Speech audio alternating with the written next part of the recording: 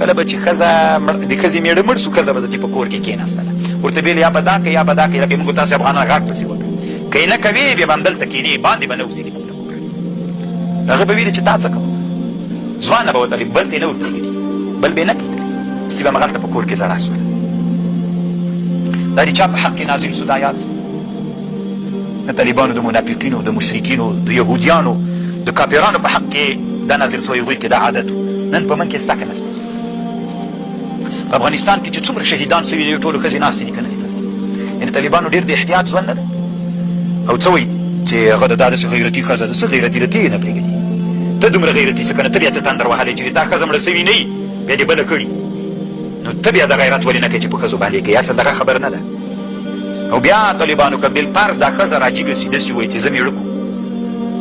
ما حق ده شرعاً مې حق ده نه اوسېږم دلته مېړه کوم تا نه کوم خپل بل مېړه کوم تا څه کار ده ما سره نو طالبانو ورونو بیا څه کوي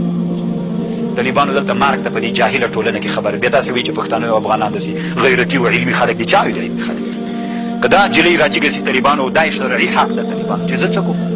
زه ځم د پلار کره اوسېږم بس هر څوک مې چې مېړه کوه زه ځان ته دلته طالبانو د دوی په منځ کې خونې پیدا شي په درې لغه طرف نه مرسي په درې طرف دا نجونې ټولې طالبانو داسې سوي دي چې دې غوښتنې مرګ قبول ده راته ځکه دې په سرک د مرګونه پیدا کړي ټول عمر بدنامه کېږي نه پوهېږم طالبانو چې تاسې به څه وخت درد درکې پیدا کېږي یو ورځ دې باندې تفکر وکړئ که تاسې نجونې وئ بیا داسې یو حالت سره مخ وئ یو ورځ خو تاسې طالبانو یو ورځ خو پردي ته په محتاج ژوند کې په پنجره کې تېر کړئ چې تاسې ته معلومات وسي ډېر لوی درد ده طالبانو الله أكبر لا تهاب الحاقد